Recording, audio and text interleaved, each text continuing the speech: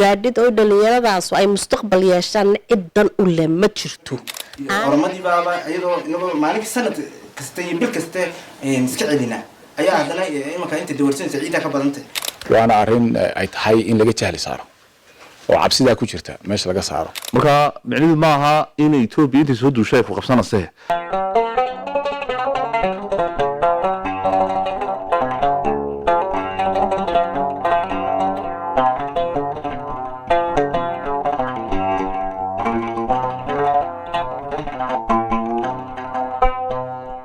بسم الله الرحمن الرحيم كلنتي وعن ونكسن إذا لهانتينبا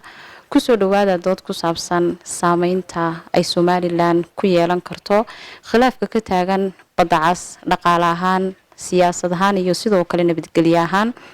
وحبانا الكايقول السوغان حلبان عبد الكريم وكمدا قدد لقالها قولها وكيلة السوماليلان سيدو كلامامو فاطمة سعيد oo ah la taliyaha arimaha dibadda ee golaha guurtida sidoo kale gudoomiyaha akaademiyada iyo horumarinta Somaliland Maxamed Faarax Xirsi intaynaan toos u bilaabanin dooda waxaan minido ama 5 minutes aan siin doonaa gudoomiyaha akaademiyada nabadda Somaliland oo warbixin naga siin doona researchada kala duwan ee ka diyaariyeen arimaha badaha mawduucan waa mawduuc aad iyo aad u muhiim ah وموضوع انت بدن dad badan ay ka hadleen siyaabo kala duwan looga hadlay laakiin waa mawduuc taabanaya dadka reer Somaliland noloshooda waa mawduuc runtii kobcitaanka dhaqaalaha iyo diblomaasiyadda iyo xagga amnigaba aan u arkayo inuu maaragtay muhiim u leeyahay dalkan waana mawduuc aan u arkayno inuu dadkeena kaliya u yaalo inta badan waxaad arkaysaa doodo dadkan inala doodaya inoo cadowga ah aan ogolayn inay Somaliland marun cagaheeda isku taagto ama aqoonsi caalamka ka hesho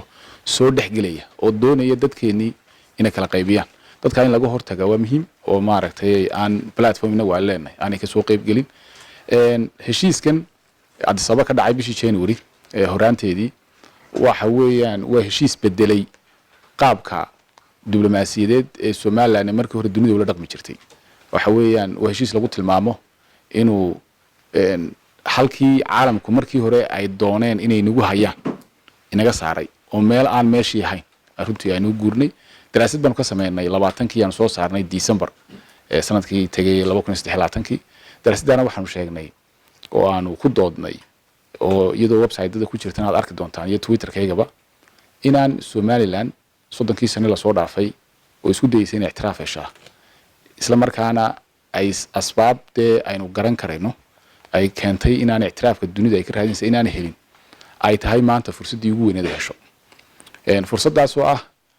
dadka qaar baa la yiraahdaa waxay maqlaysaa iyagoo leh dadkeenu haddaynu Ethiopia dhul siino ama badeena siino way inaga qaadaysa waxa xusid mudan in dalka Ethiopia in dariska nahay in dhaqaalaha ugu badan isaga ay la leena waxa jirtay daraasad 2019 aan soo saarnay oo sheegaysay in dhaqaalaha Somaliland Ethiopia ka dhaxeeya uu yahay 8% halka dhaqaalaheena oo lagu qiyaaso sanadkii celcelis ahaan 1 bilyan oo dollar dhaqaalaha inaga iyo Soomaaliya naga dhaxeeyana uu yahay 2% wad garan kartaa 98% dadka wax wadaagtaan iyo 2% dadka wax wadaagtaan marka waliba dadka ugu badan ee maartay dekedeena isticmaali jiray dhaqaalaheena ku xidhnaa waxay ahaayeen Soomaaliya intan dhow bay ahaayeen marka lacag ahaan loo bedelo 2% kana sanadkii waxay noqdeen wax 1 milyan ka yar gibigooduba marka waxay ku tusaysaa in dhaqaalaheen uu maaragtay uu ku xiran yahay dalka Ethiopia qodobka kale ee muhiimka ah ee maaragtay aynu jecel lahay dadkeena inaynu ku wacyi gelino ama u soo gudbino waxa weeyaan wadamadan geeska Afrika iyo wadamada kale Carabtu iyo wadamada kale China iyo Mareykankaba lagu tartamayo hada waa suuqa Ethiopia suuqaas waxa weey waa suuq 130 milyan GDP-gu sanad kasta uu kordhaya oo intan waliba dagaalada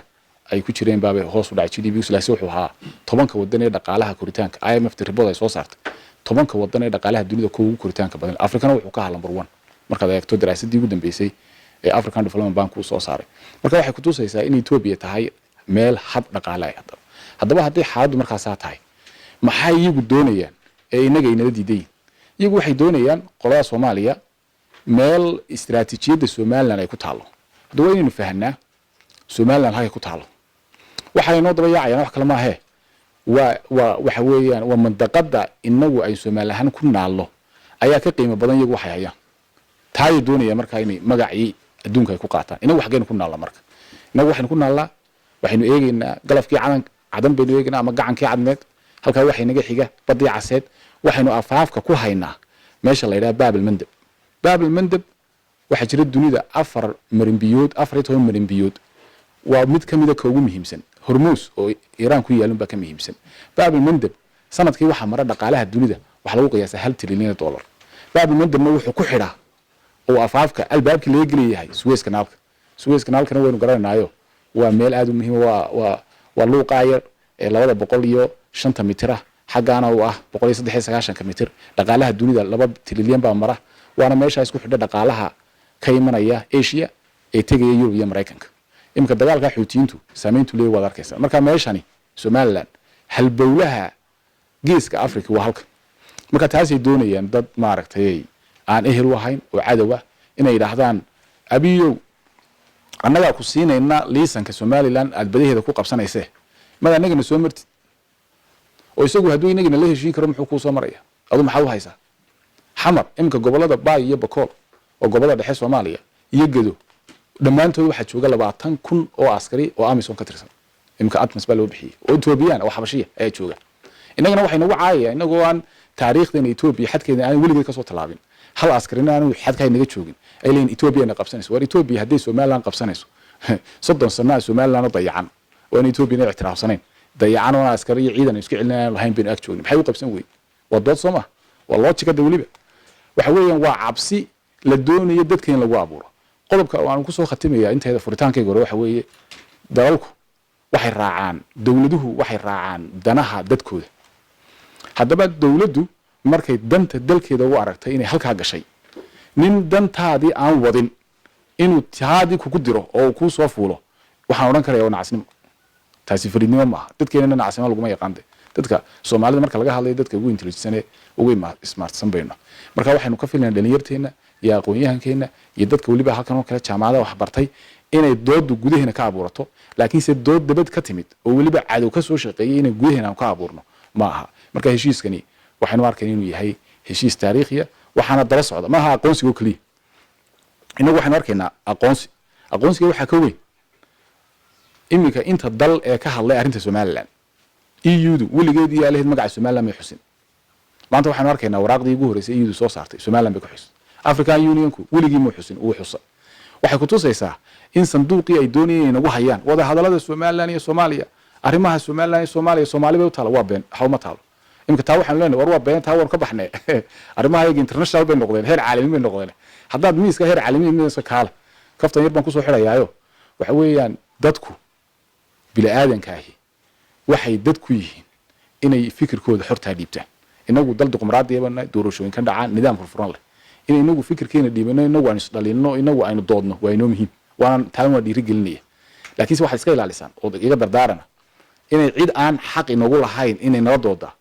nala doodo aad buu mahadsan yahay gudoomiyuhu waxaan aad ugu mahad celinayaa ardayda kala duwan ee kuliyadaha ama faculties-ka kala duwan ee jaamacadda Hargeysa oo iyaguna madasha nagula sugan hadhowna aan siin doono su'aalahooda iyo doorka ay ku leeyihiin doodani su'aasha ugu horeysa ee doodeena furfuraysa waxaan weydiinayaa Maamo Faadumo Siciid Somaliland siyaasad ahaan sidee bay u saameyn kartaa baa la oran karaa khilaafka ama muranka ka jira badda cas siyaasad ahaan sidee buu saameynaya Somaliland khilaaf waxa abuuraya dadkii cadowga u ahaa Somaliland ee weligeed yaalahay doonaysay inay sanduuq ay ugu dhex jirto waxa laakiin ka soo baxay maanta waxaanu maqli jirnay wada hadal Somaliland iyo Soomaaliya wada hadlaysa waxay maanta inoo cadaatay inaanay Soomaaliya weligeed iyo allaheed wada hadalka aanay rajo ka qabin inay marna ay Somaliland aqoonsi ku hesho laakiin ay ahaato oon wax ay ku maaweeliso dadka adduunka oo leedahay waana kaasoo waan la hadlaynaa waana kaasoo waan la fadhiisanay waana kaasoo caynka laakiin maxaa ku hoos jiray waxa ku hoos jiray oo inakuna aanaynu iska garan oo mushakilada inakayna haysato weeyaan inakuna aanaynu iska garan waxa weeyaan waxyaabo badan bay naga saxeexan jireen iyadoo le waxa weeyaan waa horumar waa caynkan waa sidan si yaro basiida oo aan la moodan inaan indhaha isku haynay baynu u wareejinay hawadii dhammayd although heshiiska ahayd inay labada qaybood aynu ka kala qaadano oo somalilandna qaybteeda maamusho iyo kuna meeshooda maamusho laakiin anu waxaan xasuusanahay ekaaw maalintii ay tidhi war inta aad aqoonsi helaysaan ee laydin aqoonsanayo hawadaa aan hayna iska daaya ha furfurina mashaakilkaasayna kayna qabsaday mar kasta oo wada hadal ay Soomaaliya Somaliland ay yeelatan waxaad ogaataa wuxuunbaa inaga sii dhacayay marka waxay ku muujinaysaa Soomaaliya weligeedii allaheed may ku tala jirin kumanay tala gelin manay u soo fariisan inay Somaliland marna hoosteeda ka baxdo inuu ku xasuusano horumarkeenana looma dan laha walaagiinana cid u dan le ma jirto inaad horumar ku gaadhid oo dhalinyaradaas ay mustaqbal yeeshaan cid dan u le ma jirto aana ahayn Somaliland iyo innaka oo aynu u baahanahay inaynu inaku isku xisaabtano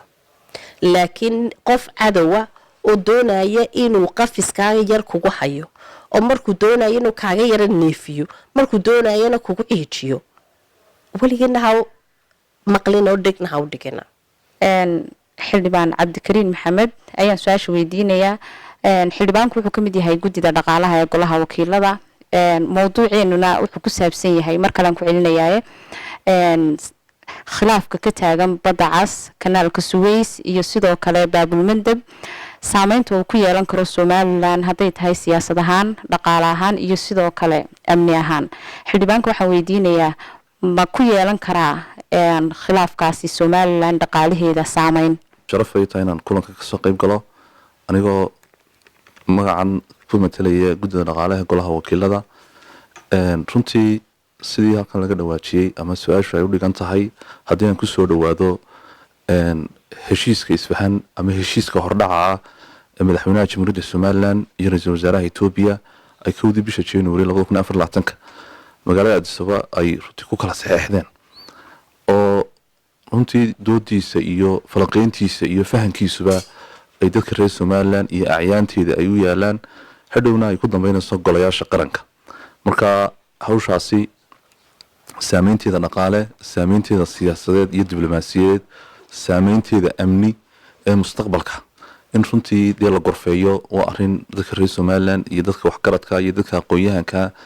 iyo golayaasha qaranka iyo dawladda ama xukuumadda intaba u taala marka runtii wax khilaaf oo kale oo cid kale naga dhaxeeya ma jirto laakiin in arrinta aynu u tala badsano oo aynu dhinacyo badan ka eegno waa arrin aynu u baahanahay hadhowna waa arrintan ay ku xunta maadaama ay ku xiran tahay mustaqbalkeena iyo masiirkeena marka doodahaasi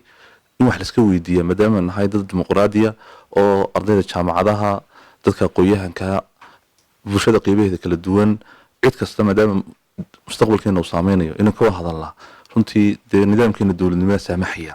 marka doodan oo kale inaan ka soo qayb galno ardaydu su'aal nagu weydiiyaan anaga laftayduna dee doodaha ugu dambeeya iyo fahanka ugu dambeeya aanu golayaasha qaranka iyo baarlamaanka idinka wakiilkaga nahay aanu markaa dee ku go-aan qaadan karno waxay ku soo dhawaanaysaa arrintan iyo fahankeeda cid kale oo runtii hawshan u taalaana ma jirto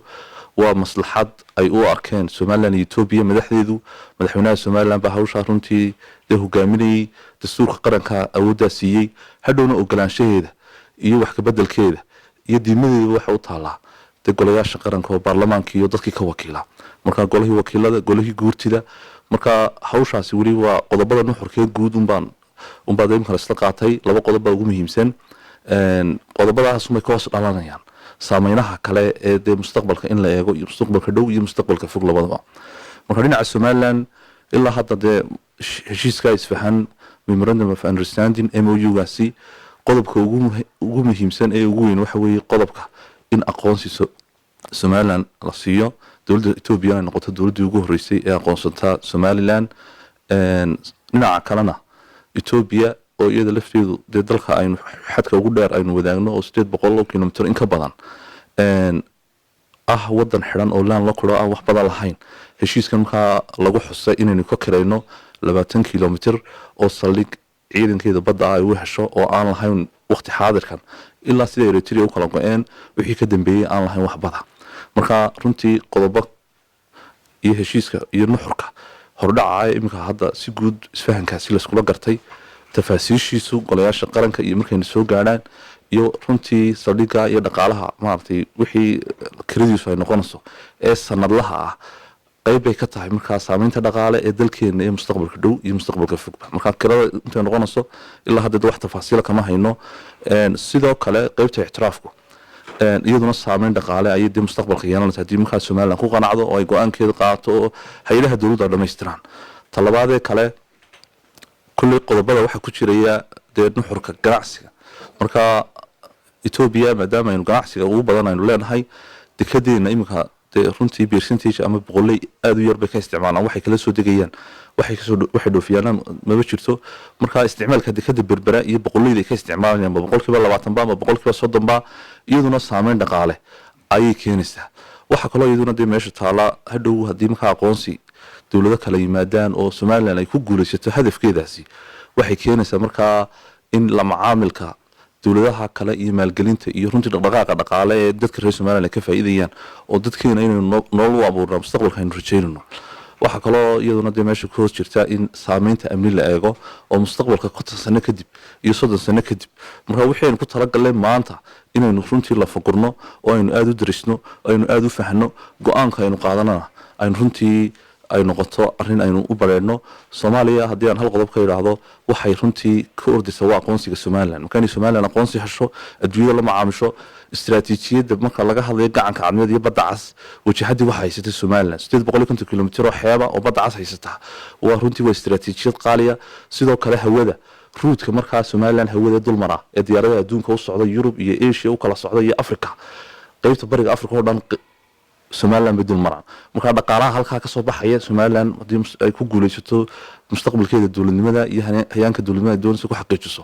waxay ka cararaysaa Soomaaliya dhaqaalaha ka go'aya marka nasteexno ma aha Soomaalinimo uma cararayso waxay u cararaysaa danteeda siyaasadeed iyo dhaqaale iyo waxa weeye diblomaasiyadeed ee adduunyada ka iibisa marka intii istiraatiijiga Ilaahay Soomaaliland buu ku abuuray Soomaaliland buu dejiyay maantana Soomaaliland inay hadafka iyo yoolka xaqiijiso danteeda ku jirta laakiin waxaan u baahanahay heshiiskaasi inaynu aad u dhigano ardaydan u furi doona su'aalaha qofkii su'aal qaba iyo xubnaha panelka ku sugan qofkii uu weydiinayaba waxaan weydiinayaa saddexdiina isku dhan dadkeenu waxay leeyihiin dhulbeereed inagu Singapore iyo Dubai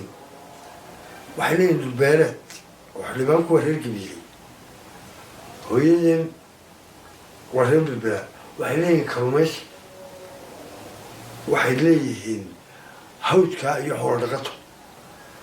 dadka markaa ayaa la ambinayna xildhibaan golihii wakiilada ka socotaa arrinta ugu weyn ee sugnimo waa haween aqoonsiga Itoobiya ka doonayna laakiin tan beersanta dilaan inaguma lihin Singapore cidlaa iyo Dubai cidlaa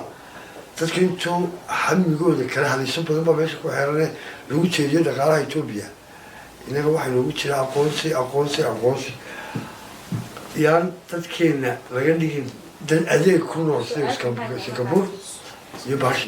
hay'adka meel yaala markaa dhaqaalihii kale ee dadka Itoobiya dhaqaale ka faa'iideysay inaga aqoonsiga ka faa'iideynaa inaad jihadii kale dhaqaalaha dadka oo aan Itoobiya inoo iibkeenin dee oo beeraleyda basasha iyo tamaandhada dadka tamaandhadooda in beertaan xoolahoodina dhaqdaan taaliftigeeda dhaqaalahaan aan Itoobiya inoo jeedin اعترافكي لسيسة تقال هاي ناي نوتشي إنه بيراها يبقى بعبين هول تقال هاي دين كمية لا ها هاي كمية يعني خذن دي توبيا نوتشي في على توبيا عليه نوتشي صاروا إنه ما نفكر كله في كله سياشن قال حوية دام قدر قالوا توبيا هرتوا إن بدن بيكون تهم سيبت oo iyadoo intan heshiiskan badhicin bay bad ku taami jirtay oo abi ra'iisul wasaaruhu horawatii uu sheegay in ay bad marun heli doonaan ma laga yaabaa in ay tahay tani chance ay mar qura inagu qabanayaan imanka oo inaguna aynaan mooganahay oo inaan inagu arrinkaas aynaan si kale u ictiraaf iyo xaggaas oo inala hor cararay oo ayaguna inaga faa'iideysanayaan chancekan midda kale iyagu waa 120 way ka badan ilaa 130 milyan weyn inaguna waxaan nahay 3 milyan ilaa Soomaaliya oo dhan idin keen isku daro 15 milyan ma gaadha 15 ka ma laga yaabaa hadii ay nagu saarqaan inay harqiyaan inagu isweynaba xeer maxaa xakameynaya ma jira arrimahaas oo inaga xakameynaya nimanka markii oromadii baaba iyadoo inagu maalin sanad kasta iyo bil kasta iska celina ayaa haddana imanka inta dawarsanaysa ciida ka badantay oo ay adyabsa ay ku hanjabayaan xataa imanka markii heshiiskan dhacayna waa markii qaar faraad u soo taagtaagaya marka xeer ma jira taasaan weydiinaya waa mahadsantihiin waxaana weydiinaya Faadumo iyo gudoomiyaha labadaas xildhibaan ku mahadsan shukran بسم الله الرحمن الرحيم مدحي ardayda horta caawa chance bay tahay inaan xalka soo qayb galo runtii su'aal aniga iga yarida u barnaba dad iga aqoon badan maadaama caawa helay inaan weydiiyo ana hadal ku dheeraan waqtigu iska gaaban yahay marka la eegayo kulli heshiisku inta badan aqoonsiin buu ka hadlaya ma jira faa'iido kale oo shacabka Soomaaliland ah ugu jira oo aan aqoonsiga ahayn shaqaabu wax noocaas oo kala yani qodob aan aqoonsiga ahayn Soomaaliland ah faa'iido tale oo jirta su'aashan aan waxaan weydiinayaa gudoomiye Maxamed iyo xildhibaan Cabdikariin si wada jiraan su'aasha weydiinaya xildhibaan gudoomiye Maxamed wuxuu yiri Ethiopia waxaan dhex maray 98% dhaqaaleena Soomaaliyana 2% wuxuu kale ku celiyay oo arba ku adkeynay inaanay suuragal ahayn in Ethiopia badeena qabsato waxaan ognahay in magaalada Herar ay mar ka mid ahayd magaalada Soomaalidu leedahay maxaa u diiday Ethiopia dadka qaar baartu waxay ku celceliyaan ma jirto Ethiopia badeena xoog kuma qabsan karto oo ciidan baan haysanaa ciidan kale waxa ay ognahay 25 September 25 August ciidankii jabka ku dhacay Ethiopia 120 milyan marka Falastiin waxay ku soo galeen Israa'iiliintu waxay ku soo galeen saa Ethiopia Colombeed marka maxay diidaya su'aasheeda koobaad waxa weeyaan ma jira waqti aynu Ethiopia u saxeeyno ka sugan ictiraafka oo leenahay intaas imka koonta dhowr bilood kadib ama bil kadib ama afar cisho kadib markaad ku dhawaaqdaan baan anaguna idin saxeexaynaa badaayada muu jiraa mise saxeexeeniyo siinteena kareynteena horeysa su'aasheeda labaad baarlamaanka markay saxeexayaan baalka heshiiskan Ethiopia badda saxeexayaan ma ku jiraan qodobo ah boqolkiiba intaa inay naga shaqaaleysiiyaan inaga bismillaahir rahmaanir rahiim anigu waxaan isku dayayaa laba su'aalood si kooban uga jawaabo dadkiina baqasho badan baa ka muuqata waxay ku oranayaan boqol sidoo ka marnaa hadii lagu soo daayo wayna qabsanaya waana runtii waana arin ay tahay in laga jahli saaro oo cabsida ku jirta meesha laga saaro Afrika marka Afrika eegto xeer baa u yaala oo ay ku asaasantay xeerka waxa la yiraahdaa African Constitutive Act baa la yiraahdaa ama waa xeerka qaybiyay qaab dhismeedka xuduudaha ee Afrika yeelanayso waxa la sameeyay 1963 xeerkaas wuxuu dhigayaa in dhammaan xuduudihii ay ka tageen mustacmarku inaan wadan kale ugu gudbi karin macnaheedu wadan kale intuu iska gudbin aan iska qabsan karin waxa jira intaas oo wadan oo sida Ethiopia oo kale laan kora Uganda kamid oo dhaqaalaheedu Mombasa oo Kenya ku tiirsan hadii hadaba xeerarka caalamiga aan la ixtiraami oo iminka inaga iyo Ethiopia waxaan nahay inaga xurnimadeenna tuurnay waxaan nahay dalalka Afrika xuduudahoodu ay qoran yihiin oo ay cad yihiin 1800 tii ay wada galeen inaga iyo Soomaaliya Italian Soomaaliya iyo tii British Somaliland wada galeen way cad way qorantay tii Somaliland iyo Ethiopia wada galeen British Somaliland iyo Ethiopia way cad tii French iyo Somaliland wada galeen way cad marka xuduudaha dunida u yaala ayaa hadda wadanka kale ka qabanaya marka waa curfi iyo qawaaniin baa dunida kala hagta waa international order ka dunida yaala iyo dunida u shaqeyso haddii Ethiopia haddaanay taa ixtiraami oo qawaaniinta caalamka iyo Afrika buu deegsay haddaanay ixtiraami maxaa ka hortaagnaa 30 sano iyo imikadan hadlaynaba inay qabsadaan yaa ka hortaagan ciidan baa ka hortaagan ciidan Soomaaliland oo ciidanka Ethiopia waxa lagu qiyaasay xagga infantryga ciidamada Afrika ugu badan Nigeria ayuu baa ka badan waa wadanka labaad 500,000 oo askari bay maalin kaliya ay mobilize gareyn karayaan iyagoon qoriyeysin hadday ku soo galaan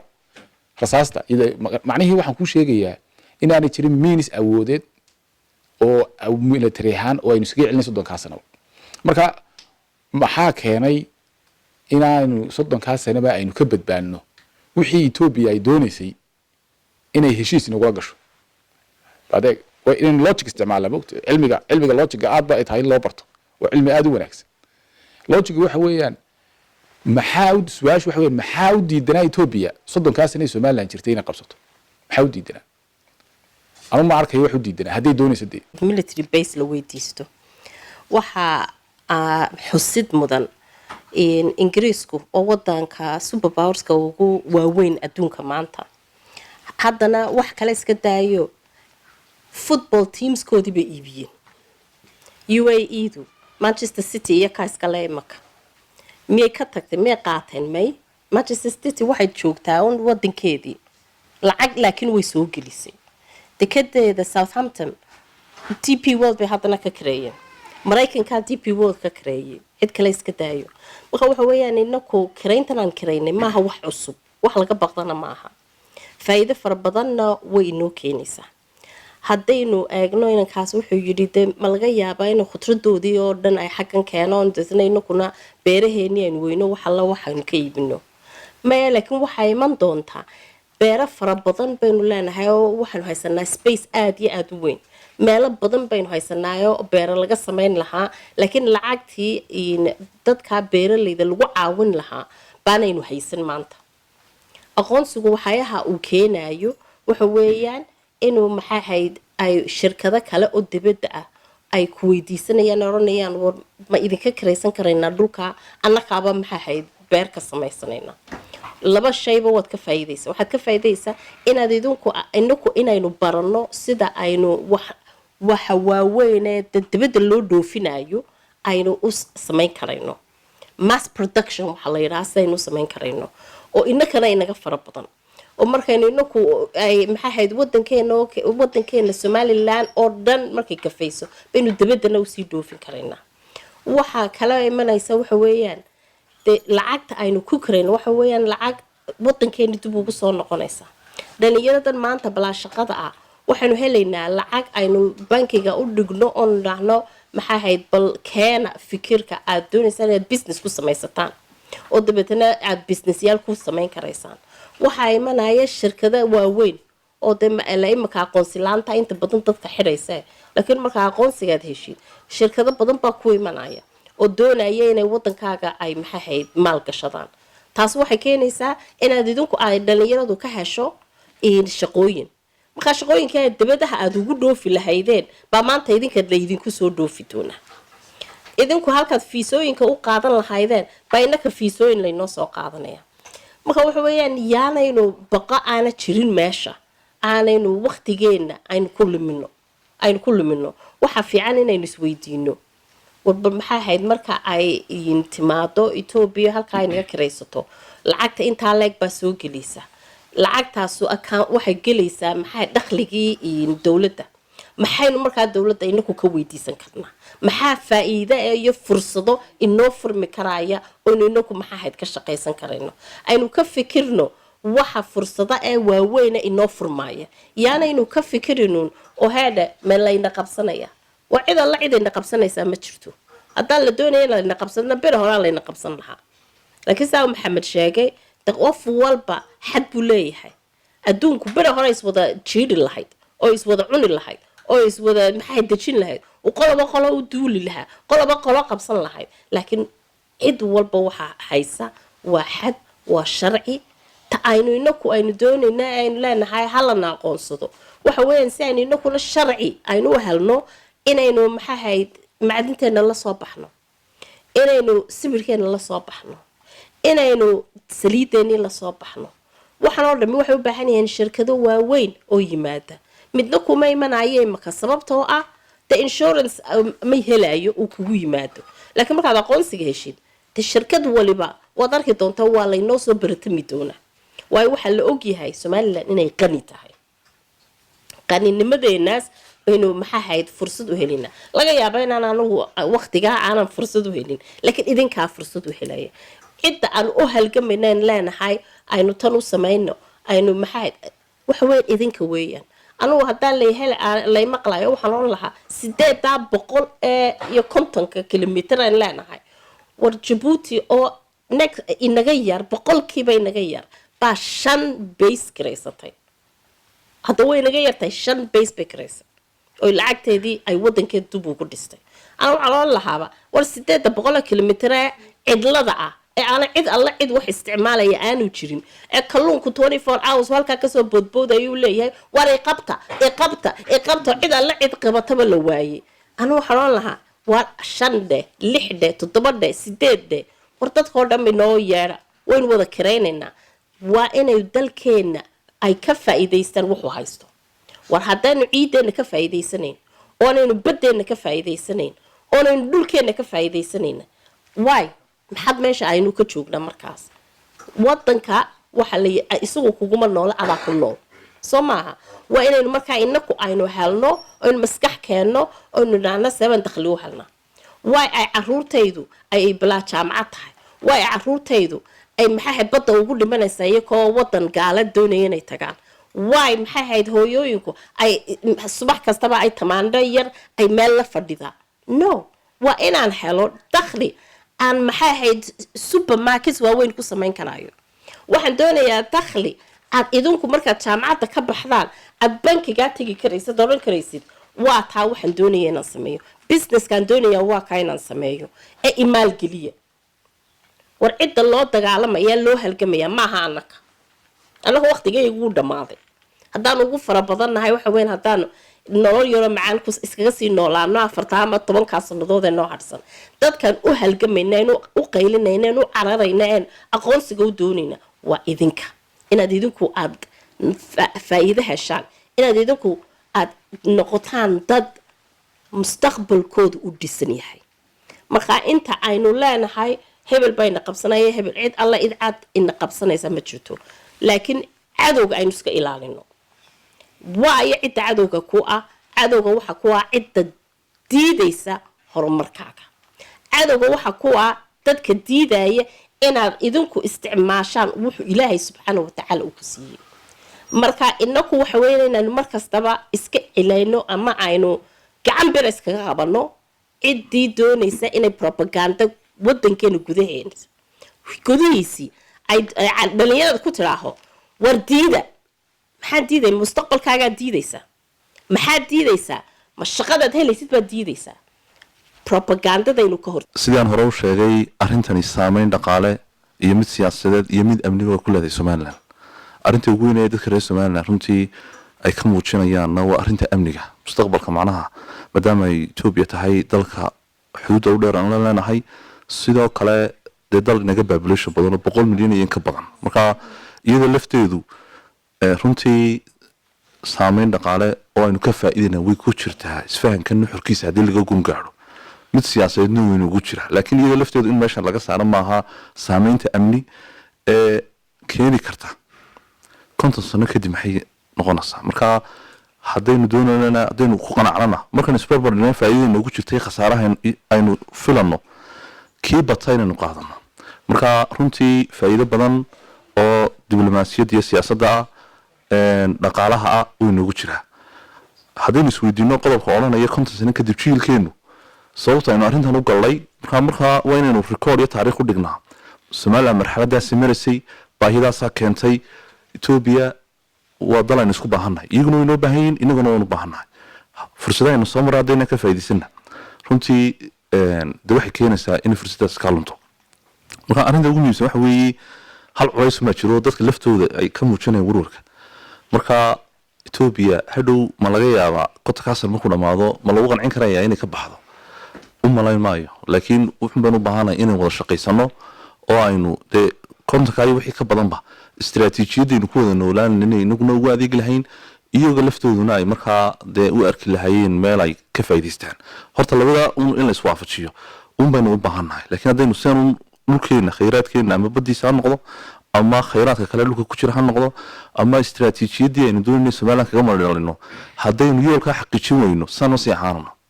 xaaladdu way isbedelaysaa marka waxaanu u baahannahay markaynu positive iyo negative faa'iidada khasaare ma isba bardhigno halkay noogu badiso inaynu qaadanno marka labaduba way jiraan Somaliland labada dhinac way jiraan laakiin anigu waxaan isleeyahay dee runtii in loo badheeray u baahan tahay noloshiye in laga baqbaqo uma baahna marka arrinta dhaqaale waxa weeye ganacsiga iyo dhaqdhaqaaqa ka dhalanaya ayaa keenaya saameyn dhaqaale inta maanta aynu soo saarnaa waa 15% marka waxa soo dhammaan isku wada daro nolol baynu u baahannahay marka riskigu martiyada qaarkood saameyn way leedahay amni laakiin konton sano kadib waa inaynu garan karnaa inaynu dasi wada shaqaysano Ethiopia marka istiraatiijiyadda aynu ku wada shaqaysano iyo qodobada heshiiskan haddii Somaliland nooca markaa karawayeentay tahay waxa la hadalay in Ethiopian Airlines markaa percentage laga siinayo hadduu markaa deficit ay gasho maxaa Somaliland bedelkeeda dhaqaalihii ay saldhigeeda dhaafsatay muxuu noqonayaa waa in markaa qodobada nuxurka markaa inaynu aad iskaga bislayno heshiiska ayaynu fursad maanta u haysanaa laakiin marka la isbarbar dhigan waxaan isleeyahay dee saameynta maaragtay iyo faa'iidada badan iyada lafteeduna walaacay dadku qabaan maaragtay dhinaca mustaqbalka marka micnaheedu ma aha in Ethiopia intii soo duushay ku qabsanaysa laakiin saldhigaasi iyo saameyntiisa marka inta badan mustaqbalka heshiiska noocan kirada ah mustaqbalka dheeri waxa loogu talagalay inuu sii socdo marka kontakan ma aha istiraatiijiyadooda waxa weeye wada shaqaynteena danaha labadeena iyo wixii ka dhalanaya inaguna waxaan u baahannahay inaynu yoolkeena xaqiijino taana waxaynu ku gaari karnaa inaynu runtii go'aamada qaar ku dhiiran karno oo saameyn dhaqaale leh oo saameyn siyaasadeed leh oo saameyn amni leh xagga amniga marka loo eego inagu time sideenahay kontankaas kadib maxay noqonaysaa dee waa heshiis kale sii cusboonaysiin karaa wax dhibi kuma jirto oo iyaguna way u baahan yihiin already bad ma haystaan laakiin dhinaca kale amniga marka laga hadlayo 800 kilomitir Ethiopia markaaynu danaheena iswaafajino waxay nagala shaqaynaysaa amnigeena iyaga ku xidhay kooduna keenu ku xidhay marka markasta oo interestkaaga aad wadanka noocaas saameynta iyo xuduudka iyo wada shaqayntiinu isdhexgalkiinu ganacsi iyo dhaqaale iyo siyaasadeed iyo amniga si dhexgalaba waxay keenaysaa in amniga markaa laba wadan laga wada shaqeeyo oo Somaliland cid aan maartay mucaarad ku ahayn oo Somalilandnimada ka soo jeedin oo qaranimada duwanaysa aan Ethiopia ku soo dhex fadhiisan adiguna aartooda maadaama xiriirkeena ganacsi iyo isdhexgalkeena iyo wada shaqaynteenu marka inaguna waa u baahannahay iyaguna way noo baahan yihiin laakiin saameynta amni kama maqna meesha aad iyo aad bay u mahadsan yihiin xubnaha aadka u qiimaha badan ee ugula sugnaa baanalka gudoomiyaha akaademiyadda nabadda iyo horumarinta Somaliland Maxamed Faarax Xirsi la taliyaha arrimaha dibadda ee golaha guurtida Maamo Faadimo Saciid xildhibaan Cabdikariin Maxamed xubin kamid ah gudida dhaqaalaha ee golaha wakiilada Somaliland aad iyo aad baan ugu mahadcelinayaa ardayda kala duwan ee jaamacadda Hargeysa ee iyaguna nagula sugan madasha dhamaantiin waxaan idin leenahay wad mahadsantihiin